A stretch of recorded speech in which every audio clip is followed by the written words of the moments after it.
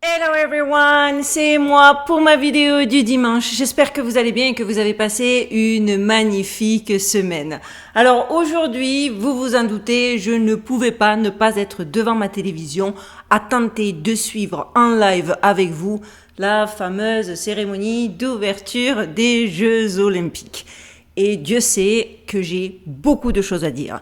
Mais avant de commencer et de rentrer directement dans le vif du sujet de notre vidéo du jour, je voulais revenir sur quelque chose qui non seulement me tient particulièrement en cœur, mais en plus que vous avez été nombreux à me réclamer.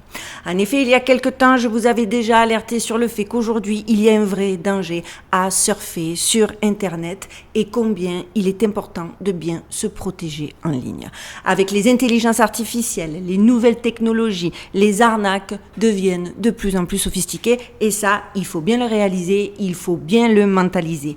J'ai entendu des histoires de malades, des histoires d'arnaques tellement bien ficelées que même le plus futé d'entre nous n'y verrait que du feu, croyez-moi sur parole. D'ailleurs, il y en a une, vous avez dû l'avoir passée, hein, c'est des SMS frauduleux qui sont envoyés directement depuis le téléphone d'un tiers, depuis le téléphone d'un proche. Et il y a des histoires où c'est des mamans qui recevaient des messages de leurs enfants disant qu'ils étaient dans une situation hyper délicate et qu'ils avaient besoin d'argent. Bon, on est toutes pareilles, hein, on reçoit un message de notre enfant, ça vient du téléphone de notre enfant, ça ressemble à la manière dont texte notre enfant, on n'y réfléchit même pas, ni une ni deux, et on envoie l'argent demandé. Eh bien, il s'avère que c'était des scams, que c'était une façon, un phishing, un hameçonnage, une arnaque, les amis. Ne prenez plus de risques inutiles. Les menaces en ligne sont omniprésentes. Virus, phishing, applications malveillantes, SMS frauduleux, malware et vol de données. Ces cyberattaques sont de plus en plus complexes et il est crucial de rester vigilant. Et je pèse mes mots. Et heureusement, grâce à ma collaboration, que d'ailleurs vous avez été nombreux à tester la première fois que je vous en avais parlé, d'ailleurs merci de votre confiance, et à m'en faire des retours au top, je me sens beaucoup plus en sécurité depuis que j'utilise France Vérif. Je suis hyper satisfaite de cette collab et je suis d'ailleurs ravie de pouvoir vous la reproposer. France Vérif est là pour vous protéger 24 heures sur 24, 7 jours sur 7. Il détecte automatiquement toutes les menaces et les blocs avant qu'elles n'atteignent vos appareils. Fini les inquiétudes liées au vol de données et au piratage. Protégez jusqu'à 5 personnes par compte. Et vraiment, c'est quelque chose auquel vous allez devoir penser de plus en plus. Car saviez-vous que 53% des victimes de piratage le sont à cause des failles de sécurité, pas forcément chez vous, mais chez vos proches ou via des entreprises? Est-ce que vous étiez au courant? Eh bien justement, France Vérif scanne le dark web et les fuites de données pour s'assurer que vos informations personnelles ne sont pas déjà compromises.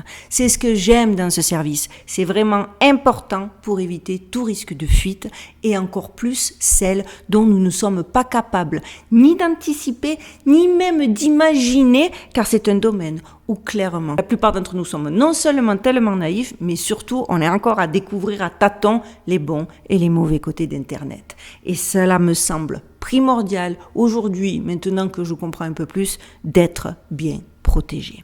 Contrairement aux autres antivirus qui réagissent après l'infection, France Vérif agit de manière proactive. Il protège vos appareils en temps réel contre les extensions malveillantes, les pop-up intempestifs, et les autres malware. Naviguer en toute sécurité et en pleine vitesse. Ça, c'est le top. Et on le sait, les personnes âgées et les enfants sont particulièrement vulnérables aux arnaques en ligne. Avec France Vérif, vous protégez toute votre famille grâce à une détection intelligente 24 heures sur 24, 7 jours sur 7. Offrez-leur leur tranquillité d'esprit qu'ils méritent. Moi, je sais que par exemple, pour ma maman, c'était sine qua non, car elle a tendance à cliquer sur tout ce qui bouge. Sur tous les liens qui peuvent lui être suggérés, du style, vous avez dû aussi l'avoir celle-là d'arnaque, oh là là, c'est toi sur ces photos? Bon, ben ma mère, même si elle s'est pas fait prendre en photo, même si elle sait pas qui est la personne qui la contacte, elle va se dire, ah, il y a des photos de moi, et elle va cliquer sur le lien. Eh ben, au moins, grâce à France Vérif, je respire parce que je sais que même si elle peut faire ce genre de bévue, eh bien, il n'y arrivera rien car je sais que mes parents et mon enfant sont dorénavant protégés. Alors en plus, il y a 3 étapes simples pour être en sécurité. Il faut s'inscrire, parce que vous allez voir, ça va lancer automatiquement une analyse complète pour vérifier la sécurité de vos données.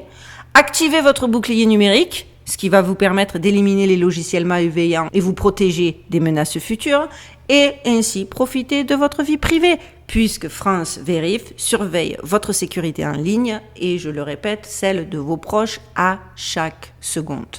Rejoignez les plus de déjà ou 1,5 million d'utilisateurs et protégez-vous dès aujourd'hui contre les cybermenaces les plus sophistiquées. Essayez France Vérif et profitez d'une tranquillité totale.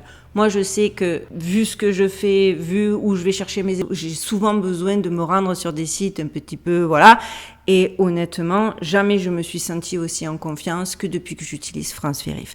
Ne laissez pas les cybercriminels gâcher votre vie numérique. Protégez-vous dès maintenant avec ce service et cliquez immédiatement sur le lien dans la description pour bénéficier d'une réduction exceptionnelle de moins 60% que j'ai eue pour vous. Ne tardez pas, votre sécurité est primordiale. Voilà, je pense que j'ai tout dit. Et maintenant, on va passer aux choses sérieuses et nous intéresser à notre sujet du jour que j'ai cru que j'arriverais pas à enregistrer en temps et en heure et que je pourrais pas vous passer le dimanche parce qu'il a bien fallu que j'attende de le regarder pour pouvoir en parler. Parce que dans ma tête, ça ne faisait aucun doute que je ne pouvais pas ne pas faire un sujet et pas attendre comme d'habitude une semaine sur l'ouverture des Jeux Olympiques à Paris. Une ouverture, les amis, vraiment clairement une ouverture qui ressemblait plus à celle d'éventuels Hunger Games qu'à réellement une cérémonie censément fêter le sport et toutes les valeurs qui s'y raccordent. Cette cérémonie était complètement hors sujet, n'en déplaise aux bobos parisiens qui ont salué leur ville, la magnificence de Paris. Mais bon, non seulement elle était hors sujet, mais si ça n'avait été que ça. On peut clairement dire qu'en France, ils n'y sont pas allés avec le dos de la cuillère. Entre l'entrée d'un chevalier effrayant rappelant clairement le chevalier de l'Apocalypse, complètement hors de propos ici, je le répète, une Marie-Antoinette la tête tranchée chantant la chanson des partisans à la fenêtre du château sous un feu d'artifice de sang, ou encore la caricature de la dernière scène du repas du Christ avec ses apôtres. Oh, secours, s'il vous plaît, aidez-moi, sortez-moi de là. Il y a tant à dire que je ne suis pas sûre qu'une seule vidéo suffise, compte tenu que j'ai dû attendre, je vous le disais, le tout dernier moment pour faire la vidéo, pour qu'elle soit dispo dès demain pour vous, et que je suis encore en train de digérer les infos. Donc, n'oubliez pas, c'est une réaction à chaud. Je ferai peut-être des updates parce que j'aurai vu de nouvelles choses, mais je vais partager avec vous. Ce coup-ci, j'avais pas envie d'attendre. Soyez indulgents. Certains vont dire que c'est du grand n'importe quoi, j'ai la butite, histoire de profiter de l'occasion pour s'enjailler sans même y réfléchir, parce que l'occasion est trop belle, que de toute façon, on est obligé de se rendre à l'évidence, on est un peu... Ah, regardez qui est là. Comme quoi, elle a vraiment des sujets de prédilection, celle-là. Donc, je disais parce que l'occasion est trop belle et que de toute façon, à la moindre... toujours, vous savez, pour s'échapper de son carcan routinier, dès qu'il y a un petit truc, on n'a pas envie de réfléchir, on a envie de se donner à corps perdu, histoire un petit peu de breaker la routine. Mais ceux qui savent ont déjà tout compris, car la symbolique est ici indéniable. C'est saisissant, c'est choquant, et c'est maintenant. Allez, on y va.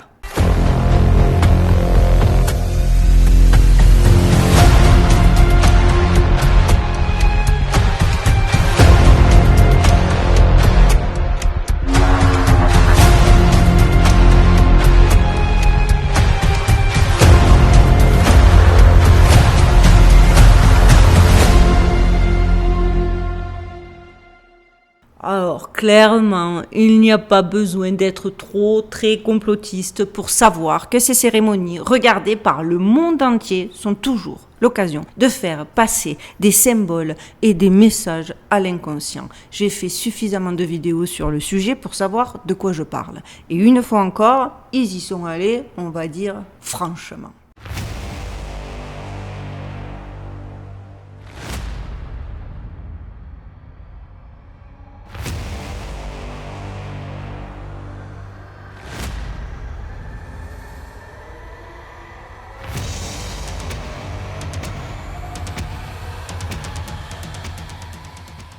Alors, dites-moi pas, quel choix curieux que ce cavalier noir. Qu'est-ce qu'un cavalier comme ça a de commun, a un rapport avec les Jeux Olympiques? Et là, dites-vous qu'ils ont fait encore plus fort que fort, parce qu'ils ont carrément mixé le chevalier noir utilisé donc dans le spot promotionnel juste avant l'ouverture des Jeux Olympiques, avec le cavalier pâle, donc les 2 derniers cavaliers de l'Apocalypse. Ils ont fait un mix de représentation des deux pour un message encore plus fort et une symbolique encore plus percutante.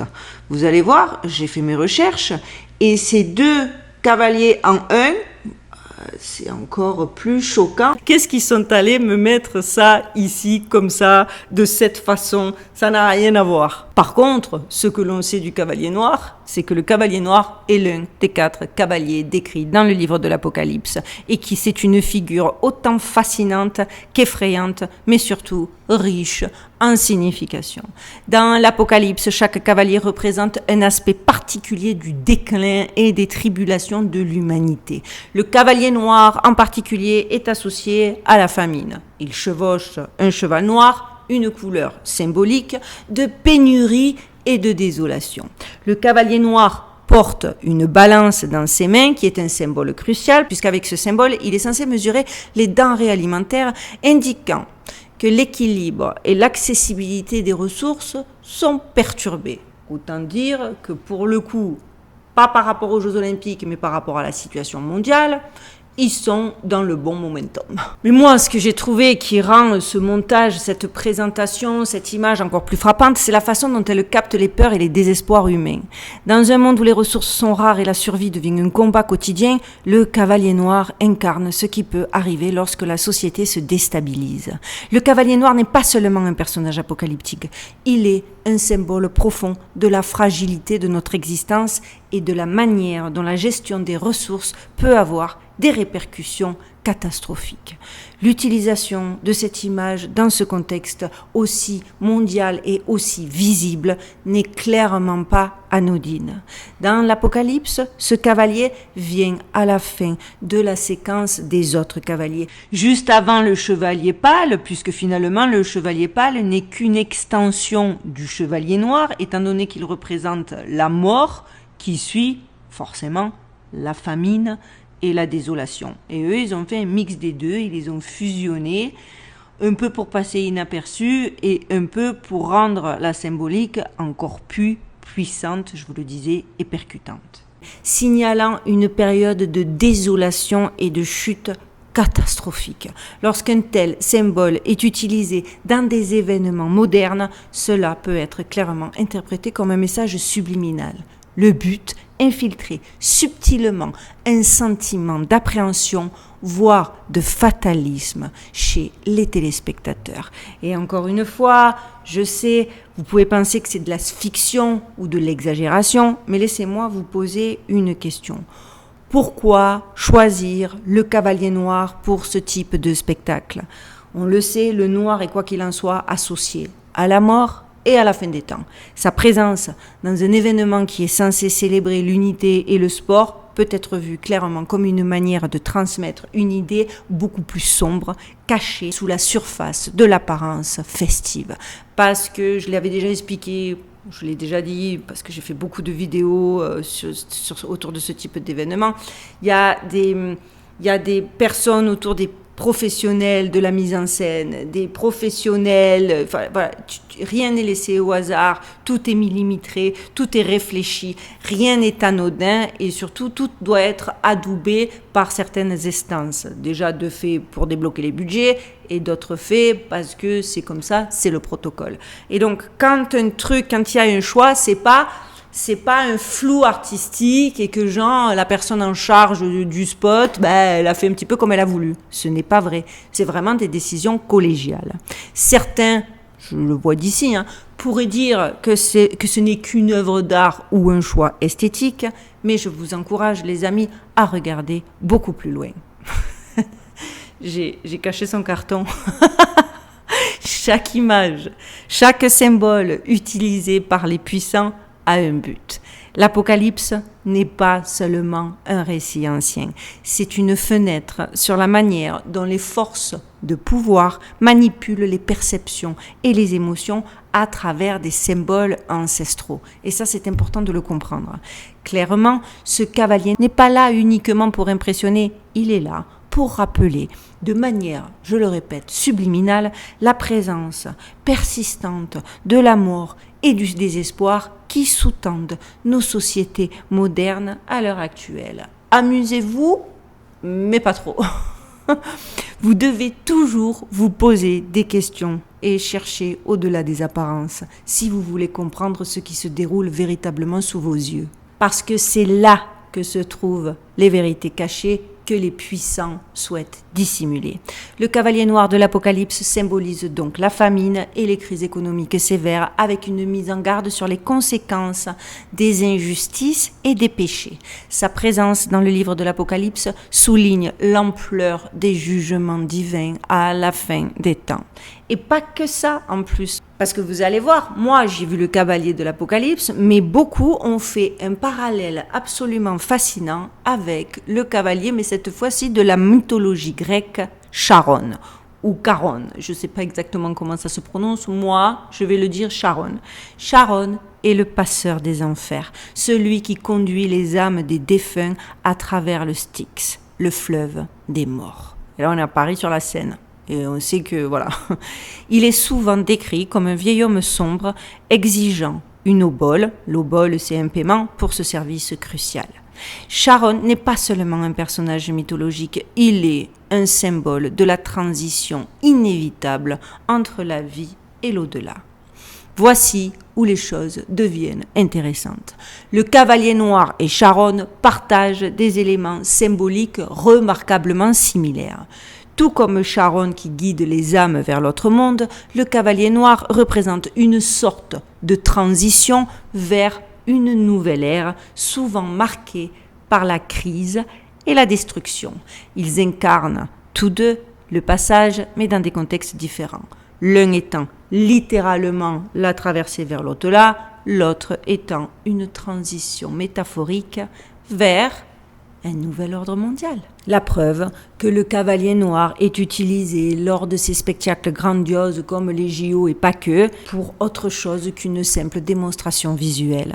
C'est clairement une déclaration subliminale.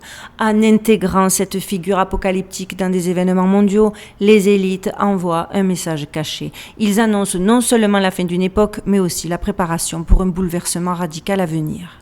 C'est comme si à travers le symbolisme du cavalier noir, ils évoquaient la présence de Charon lui-même, non pas pour nous conduire au Styx, mais pour nous préparer à une transition majeure dans notre monde moderne. Et c'est leur agenda, et c'est ce qui promouvoit depuis maintenant un petit bon bout de temps. Et enfin, moi, c'est limite logique, quoi. Pas de surprise. Ce lien entre le cavalier noir et Charon montre que ces représentations ne sont pas seulement des éléments d'une mythologie ancienne et d'une prophétie religieuse. Elles sont des outils puissants utilisés pour influencer et manipuler les perceptions collectives à travers le temps et les générations. Les symboles utilisés dans ces événements officiels ne sont pas choisis au hasard. Ils sont des moyens de préparer l'esprit collectif à des changements dramatiques en distillant des idées de fin et de transition. Et alors là, niveau fin et niveau transition, je pense que cette cérémonie en est l'incarnation parfaite. Parce qu'on n'est pas dans des simples éléments visuels, c'est des codes, c'est des messages cachés. Il est crucial que nous comprenions ces symboles pour déchiffrer les véritables intentions derrière ces grands spectacles mondiaux que nous regardons de plus en plus souvent. Et je pense que pour ceux qui savent, vous n'êtes pas surpris que j'ai connecté la mythologie grecque à ce chevalier et ce chevalier à celui de l'Apocalypse, parce que de toute façon... on sait comment il procède. Et pour ceux qui l'ignoreraient ou qui trouveraient que c'est capillotracté, sachez que c'est simple.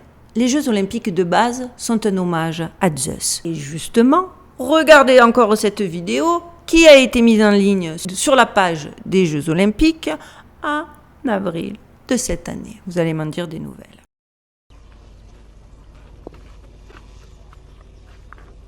Mater o Chrysostéphanon. Alors là, vous êtes en train de voir les images, je suis pas sûre que j'aurais pu mettre, ou alors un court extrait de son, mais sachez que la traduction veut dire Apollon, Dieu du soleil et de l'idée de lumière, envoie-moi tes rayons et allume le flambeau sacré pour la ville hospitalière de Paris. Et toi, Zeus, donne la paix à tous les peuples de la terre et couronne les vainqueurs de la race sacrée. Donc encore une fois, il y a une race sacrée. On n'est pas tous la race sacrée. Donc jusque-là, je suis logique. Parce qu'il faut savoir que selon certains historiens antiques, comme Aristomède d'Élide, qui vécut au IIe siècle, il y aurait eu jusqu'à 27 éditions des Jeux Olympiques avant 776 avant Jésus-Christ. Cependant, aucun résultat n'avait été conservé jusqu'alors parce que les gens à cette époque-là ne s'intéressaient pas encore à enregistrer le nom des vainqueurs. Ces jeux se déroulaient tous les 4 ans à Olympie, en Grèce occidentale, où se trouvait un célèbre temple dédié à Zeus. Il débutait à la mi-août et faisait partie d'une fête religieuse en l'honneur du dieu Zeus. Oui, les Jeux olympiques n'étaient pas que du sport. Des recherches récentes suggèrent que les Jeux d'Antique ont probablement pris fin sous le règne de l'empereur romain Théodose II, de 408 à 450, je crois, après Jésus-Christ. Les raisons de leur disparition sont encore débattues, mais certaines sources anciennes pointent du doigt un événement spécifique, un incendie dévastateur qui aurait réduit en cendres le temple de Zeus à Olympie. Cet incendie, bien que survenu à un moment de turbulence politique et religieuse, a coïncidé, comme de par hasard, avec l'abandon de la fête des Éléens et des Jeux olympiques eux-mêmes. Le choix du lieu de cet incendie au cœur d'une époque où les traditions païennes étaient en déclin semble-t-il être chargé de symbolisme. Personnellement, je veux bien le croire. Pourquoi ce temple dédié au plus grand des dieux grecs a-t-il été le théâtre de cette destruction ? Encore une fois, personne n'a la réponse. Et pourquoi a-t-il fallu attendre plus de 1000 ans pour que les jeux reprennent leur place dans la culture mondiale ? Encore une fois, il s'agit d'une énigme. Ces questions laissent planer un mystère sur les raisons profondes de la fin des Jeux antiques et sur la signification cachée derrière leur longue absence. D'autant plus qu'étrangement, les Jeux olympiques ne furent rétablis qu'en 1896 par Pierre de Coubertin. Et vous ne serez certainement pas surpris d'apprendre que certains affirment que Pierre de Coubertin, influent, prépondérant même dans la création des Jeux olympiques modernes, était associé à des sociétés secrètes comme les francs-maçons. Quelle surprise, me direz-vous. Selon cette théorie, la relance des Jeux olympiques a été un moyen d'implanter des rituels ou des symboles occultes sous une forme modernisée et mieux accepté par le public. Et ça a tellement bien marché qu'ils n'ont plus jamais arrêté et qu'aucun détail n'a plus jamais été laissé pour compte. Et quand je dis aucun détail, c'est aucun détail. Parce que même les 5 anneaux entrelacés du logo olympique sont interprétés par certains comme un symbole occulte représentant la connexion entre différentes sociétés secrètes ou forces mystérieuses. L'idée est que ces anneaux, loin d'être simplement un symbole de l'unité mondiale comme on veut nous le faire croire, cachent un sens plus profond et rituel. Ces anneaux, disposés de manière entrelacée, représenteraient un réseau de puissance occulte et d'influence invisible opérant en coulisses. Ce design, loin de servir de simple représentation visuelle, serait une fois encore une manière de codifier des rituels anciens et des connexions mystiques entre sociétés secrètes. L'idée selon laquelle les anneaux olympiques cachent des significations occultes est renforcée par les liens historiques entre les jeux et les sociétés secrètes. Le choix des 5 anneaux entremêlés de manière spécifique pourrait ainsi représenter aussi la confluence de plusieurs forces ou de plusieurs groupes secrets qui opèrent sous couvert de l'événement sportif. Les anneaux pourraient représenter un pont entre l'ancien et le moderne, entre le visible et l'invisible. Donc forcément, les amis, quand on additionne l'histoire, les influences, les nombreuses cérémonies au symbolisme de plus en plus évident. Regardez d'ailleurs, pour ceux qui ne l'auraient pas vu, toutes mes vidéos sur le sujet. Je vais essayer de vous les mettre en lien dans la barre de description de cette vidéo. Mais en tout cas, en particulier celle des Jeux Olympiques de 2012, c'est hyper édifiant. Cette ouverture confirme encore toutes les hypothèses jugées conspirationnistes. Par conspirationniste, entendez criantes de débilité et genre hallucinantes, par des cerveaux zombifiés qui sont seulement contents de voir leur star préférée en habit de lumière et qui ne voient pas plus loin que ça, parce que déjà de base c'est des gens qui ne voient pas plus loin que le bout de leur nez. Parce que moi je peux vous le dire, j'ai plein d'amis qui m'ont dit fabuleux cette cérémonie. Est-ce que vous avez vu les stars? On s'en fout.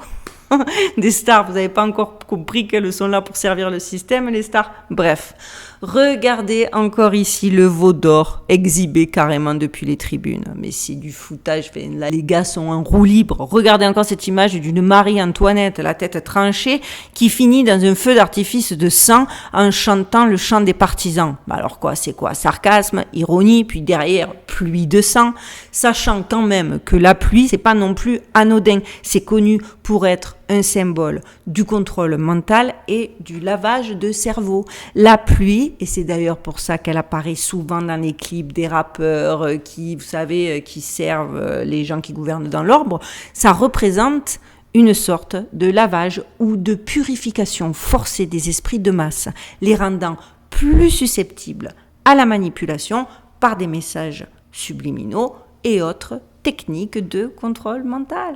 Je sais, pour ceux qui veulent pas voir, ça va être too much cette vidéo, mais je pense que c'est assez évident, quoi. C'est assez criant de sens. Et enfin, l'apothéose. Et je vous dis, j'en ai oublié au milieu parce que j'ai voulu essayer de faire cette vidéo comme si je la regardais en live avec vous. Et enfin, la scène. Oui, parce qu'ils ont reproduit la scène du dernier repas du Christ avec ses apôtres, qui a été littéralement moquée, ridiculisée par une mise en scène qui frôle l'indécence. Sérieusement, pourquoi vouloir une fois encore intégrer une mise en scène offensante pour tous les chrétiens du monde?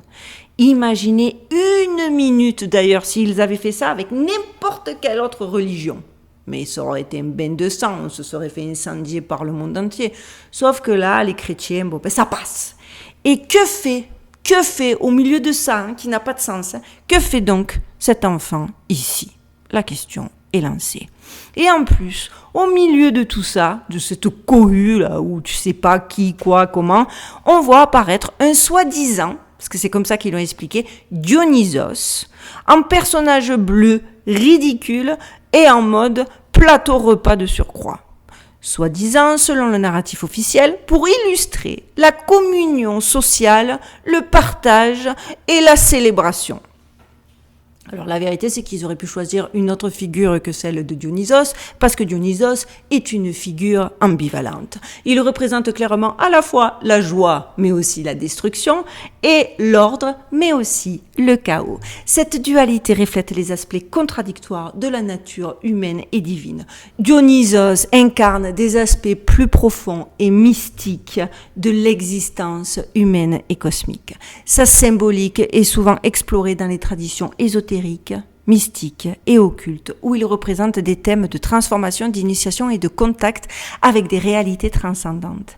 Les cultes de Dionysos incluaient, écoutez ça, des rites initiatiques connus sous le nom de mystères dionysiaques.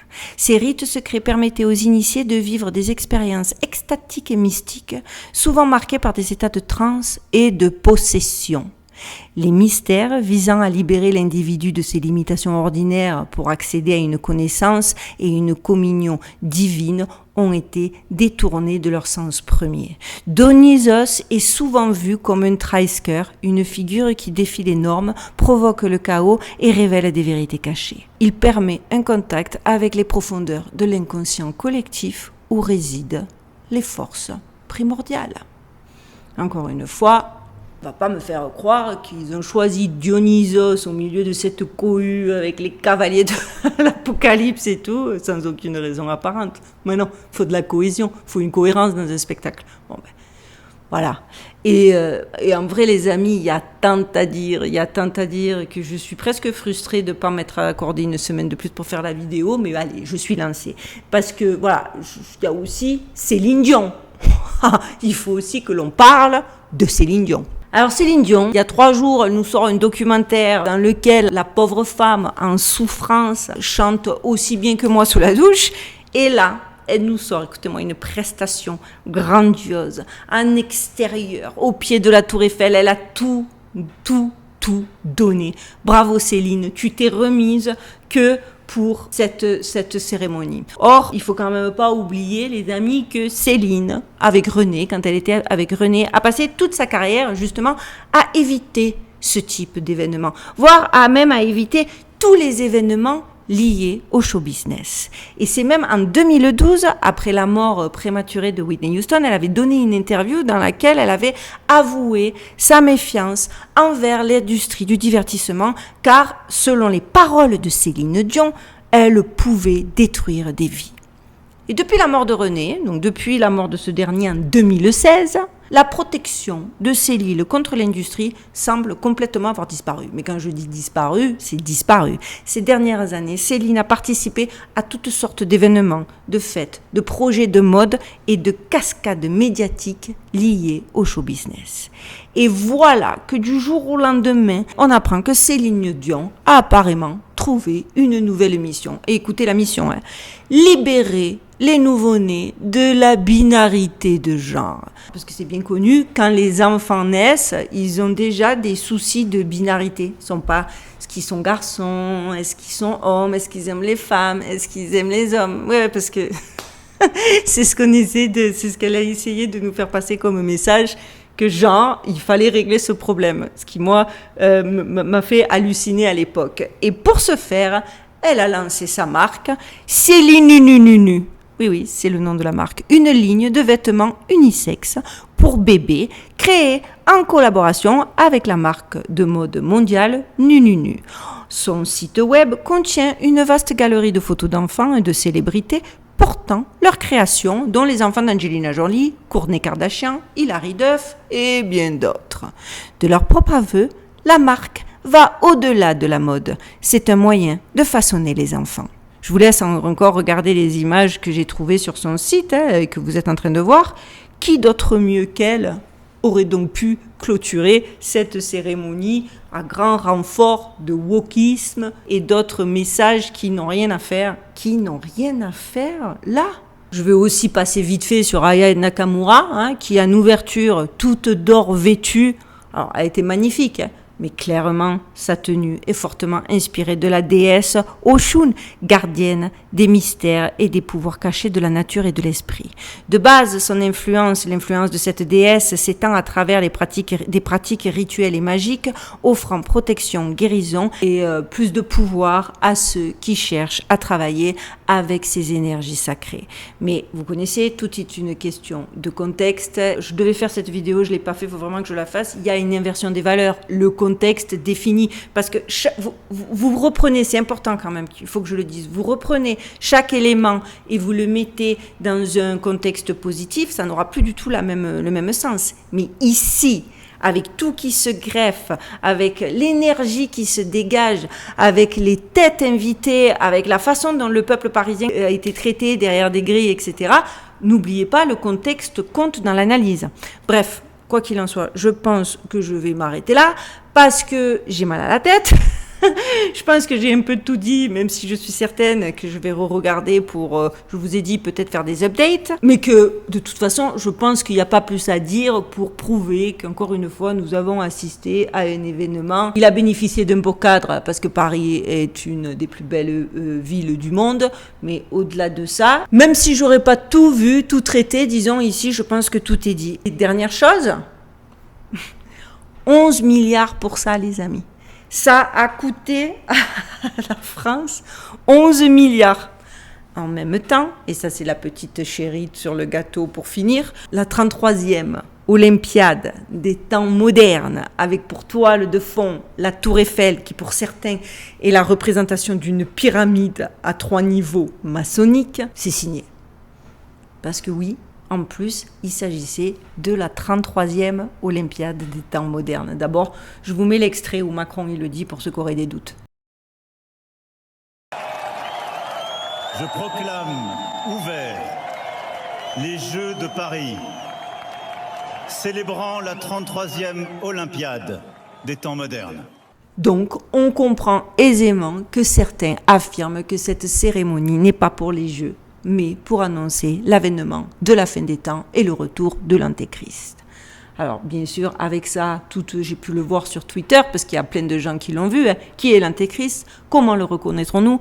La Bible indique clairement qu'un homme, l'antéchrist, se lèvera pour unir le monde sous un seul gouvernement pendant la tribulation. Ce dictateur mondial se fera passer pour un ange de lumière, tout comme son père le diable, mais il agira ensuite selon sa véritable nature diabolique. Tout y est dans cette cérémonie. Wokisme, fin de la civilisation, drapeau européen pour un gouvernement unique et enfin le final, l'ange de la mort qui allume la flamme. Je le répète, des symboles, il y en avait pléthore dans cette cérémonie, annonçant clairement tous autant qui sont les projets mondialistes et diaboliques de ceux qui gouvernent dans l'ombre. Comme l'a tweeté Kingdom.com, la cérémonie des Jeux Olympiques ressemblait plutôt à une cérémonie de clôture de l'humanité. Voilà les amis, je pense que j'ai tout dit, même si je le répète, j'ai tout dit, pas vraiment, mais j'ai dit le principal. N'hésitez pas à interagir en commentaire et surtout à noter ce que vous aussi vous avez pu voir, vous avez pu remarquer, parce qu'il y a des moments, la vérité, il y a des moments où j'ai décroché, quoi, parce que... what the fuck. Parce que je n'arrivais pas à être concentrée sur ça. Et quand je vous dis, quand j'ai vu certains de mes potes dire « Oh là là, magnifique !» Mais de quoi magnifique? Parce que tu es fan de Céline Dion et que tu adores les 2-3 chanteurs qui se sont... On n'est pas un concert, hein? On te demande de juger, ou parce que la ville est belle, on te demande de juger un spectacle pour une ouverture des Jeux Olympiques. Alors, pour ceux qui ont aimé, refaites-vous un petit peu les Jeux Olympiques en Chine, parce que quand on ne veut parler que de la qualité d'un show, sans rentrer dans les considérations symboliques, regarde ce qui a été fait ailleurs et viens me redire que c'était le plus beau spectacle pour une ouverture des Jeux Olympiques. Voilà, j'arrête. J'ai voulu faire cette petite expérience un petit peu comme une espèce de live. On verra ce que ça donne et j'attends de lire vos retours. Avant de vous quitter, je voulais vous remercier parce que la dernière fois, vous avez été nombreux à saluer ma nouvelle couleur et ma nouvelle coupe de cheveux et je suis trop contente. C'est le boulot de mon meilleur ami qui est un coiffeur extrêmement bon, voire le meilleur coiffeur ici. Si vous êtes curieux, allez suivre son TikTok. Je vous mets son TikTok dans la barre de description de cette vidéo et à terme, il va vous donner des petits tips, comment entretenir vos cheveux, etc. Mais surtout, donc je me permets de vous en parler, on a un projet ensemble et il se peut, et ça tombe bien parce que beaucoup de femmes m'ont demandé le nom de mon shampoing, il se peut que très bientôt, on ait quelque chose à vous proposer qui, je pense, va plaire à beaucoup de monde. Et j'ai hâte de vous en parler, mais je ne veux pas mettre la charrue avant les bœufs. Et allez voir, je peux que vous encourager à aller regarder son TikTok. Voilà, pour moi, c'est fini. Vous connaissez le système parce que je vais très certainement être strikée parce que toute personne qui critique le narratif officiel et les Jeux Olympiques, c'est mal vu. Donc, s'il vous plaît, n'oubliez pas, on like, on partage, on commente à fond les petits nouveaux, abonnez-vous. Plus on est nombreux, plus on est fort. Voilà, je vous souhaite de passer une excellente fin de dimanche. Prenez bien soin de vous. Prenez bien soin de vos proches, gardez l'œil ouvert et surtout, stay safe les amis.